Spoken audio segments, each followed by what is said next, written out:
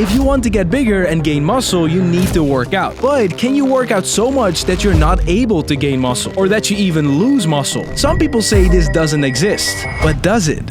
And I've got my doctor right here. Have you ever seen someone that worked out too much? Yeah, bro. You. That's actually true. I did pull-ups for 24 hours straight and it was awful. I got sick, my body couldn't handle it, and I will spare you the details. It was awful. So how are your lungs, bro? What's happening? Breathe in. Breathe out. You're good. Okay. I've done more of those challenges. I've done that too often, but let's look at the science. What happens if you work out too much? You could learn from this. Let's see if I can learn from this. Working out too much can lead to pain and swelling in your joints, overuse injuries, and a reduction in strength and performance. Of course, I also basically ripped something in my lats. I ripped something in my shoulder. So yes, that also happened. Besides getting really sick, the muscles got destroyed. Or at least that's according to people that believe in the concept of overtraining. Oh!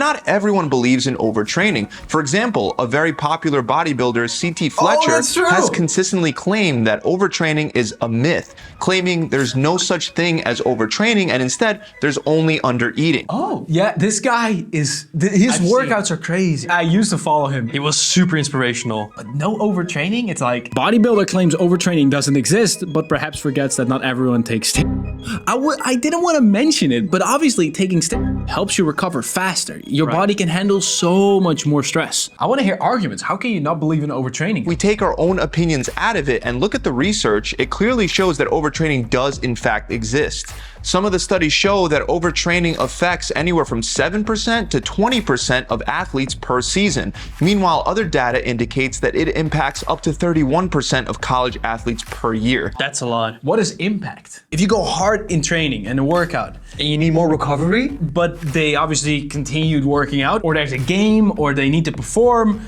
then obviously it impacted them because their performance was lower. Then 31% is kind of low, because I would expect everyone at some point during an entire school year to sort of feel their last training during a performance. And you have to remember that if you don't train hard enough, you won't see any results. So what's the sweet spot and what would be considered overtraining? Many people often confuse overtraining with something known as overreaching. Overreaching is a temporary condition that occurs in response to heavy or intense weight loads. It is possible to recover from a state of overreaching within a 2-week period. I still think 2 weeks sounds pretty long. Overtraining recovery doesn't necessarily have to take like months.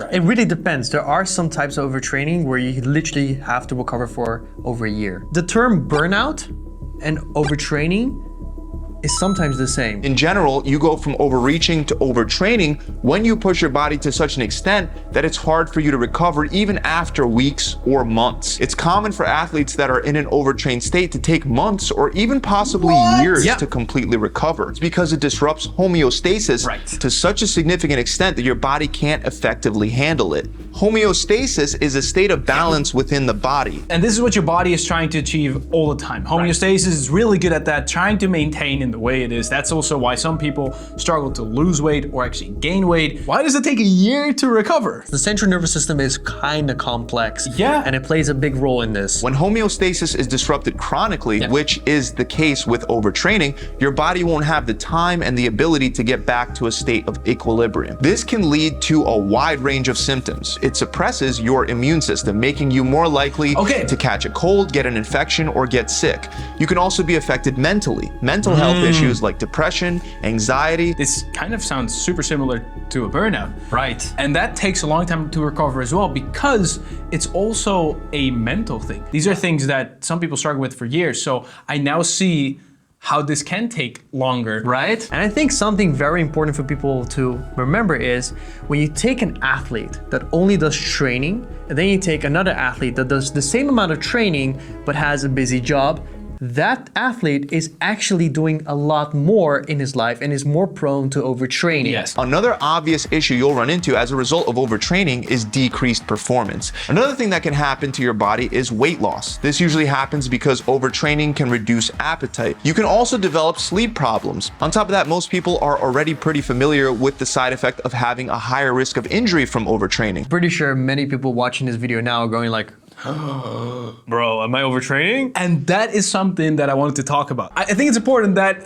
all the people watching this don't think, oh, I am overtraining. No, it's very hard to overtrain. You need to work hard in the gym and you need to actually give your body a reason to grow. A lot of people that say that they are overtraining are not overtraining. Yeah. They are just tired, they have bad sleep, they have bad habits. If you're overtraining and you're not a top athlete, it's most likely because you're not doing all the other stuff. The good enough sleeping, the eating enough protein, the eating enough just in general, having a good program. Now, I already mentioned earlier that other than physical stressors, there are also mental stressors that can lead to overtraining, especially when you experience mental and physical stress at the same time.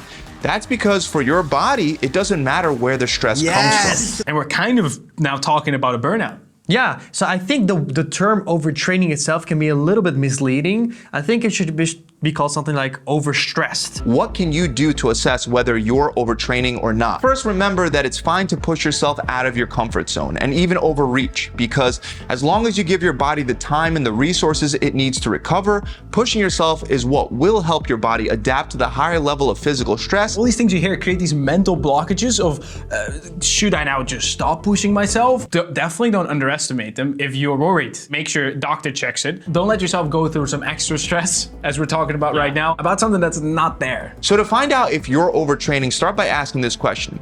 Am I making progress at the gym? If you have hit the point where you're not making any additional progress, ask yourself the following questions. Am I consuming enough calories and protein? Am I getting enough sleep? Am I following a solid workout program? Am I training hard? Am I focusing on applying progressive overload? Am I consistent with my workout and my nutrition plan? Is my lifting technique and my form on point? Is my circadian rhythm good? Yeah. I'm going to recommend this video to a lot of people. Yeah, this video is insane. great. I definitely used to overtrain, but experience is one hell of a teacher. I'm not saying this guy didn't overtrain, but again, a lot of people think they did, but it might have actually been one of the other factors, which is way more likely. To avoid overtraining, the first thing that you want to do is make sure that you give yourself enough time and enough nutrients to fully recover. Overtraining is almost always the result of doing too many sets and reps at a high enough intensity. The only caveat I would add to this is sports where you have like high risk movements, like gymnastics, like calisthenics, can cause joint fatigue. Yeah. And then you can get certain type of injuries. But this is an injury problem, not an overtraining problem. So yes, overtraining does exist. It is a real thing, and it's especially common among athletes that do a high amount of volume, such as endurance athletes or CrossFit athletes. But it's much less common for regular people that go to the gym. So overtraining is 100% real. Yep. It is probably only a thing for like 1% to 0.5% of people that work out, athletes in the world. And overtraining, again, is misleading. It's also something that you should probably call overstressing. Gravity Transformation Fat Loss Expert. This channel is a gem. I absolutely love this channel. Click the link in the description, subscribe to him. So overtraining is a real thing. Stan, you were overtraining. I think I definitely was overtraining. So right now I make sure I have all the other factors in place. So sleep, food, or no problem. So I don't need you anymore. This is the last video we checked out. Make sure you check that out. This was pretty insane. But also you can have a workout app for free right now. Link in the description, 90-day challenge. We will make sure you don't overtrain. You can download it right now. See you there.